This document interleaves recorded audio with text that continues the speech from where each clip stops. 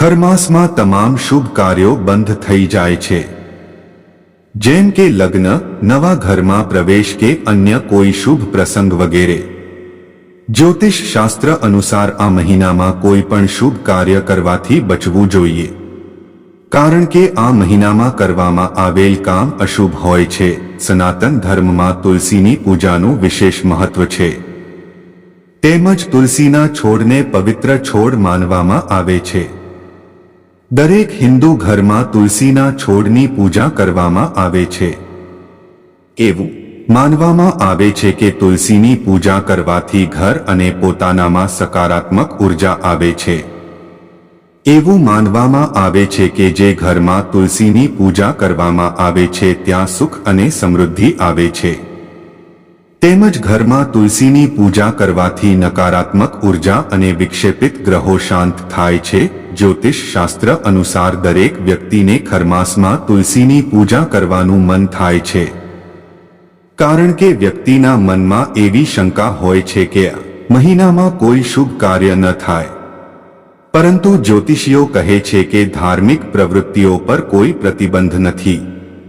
કહેવાય છે કે ખરમાસમાં પૂર્ણ ભક્તિ સાથે ધાર્મિક પૂજા કરવાથી અશુભ ગ્રહોને શાંત કરી શકાય છે.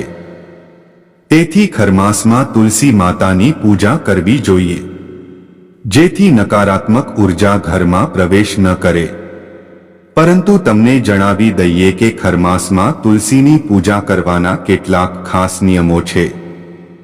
તો ચાલો જાણીએ, ખરમાસમાં તુલસીની પૂજા કરવાના ખાસ નિયમો શું છે. ખરમાસમાં તુલસીની પૂજા કરવાના નિયમો. જ્યોતિષ શાસ્ત્ર અનુસાર ખરમાસમાં તુલસી પૂજાનું વિશેષ મહત્વ છે, કારણ કે આ મહિનામાં તુલસીની પૂજા કરવાથી ભગવાન વિષ્ણુ પ્રસન્ન થાય છે, તેમજ ગ્રહોને પણ શાંત કરી શકાય છે. એવું માનવામાં આવે છે કે જે લોકો ખરમાસમાં તુલસીની પૂજા કરે છે તેમના ઘરમાં સમૃદ્ધિ આવે છે. તેથી રોજ ખરમાસમાં તુલસીની પૂજા કરો અને કેટલાક નિયમોનું પણ ધ્યાન રાખો.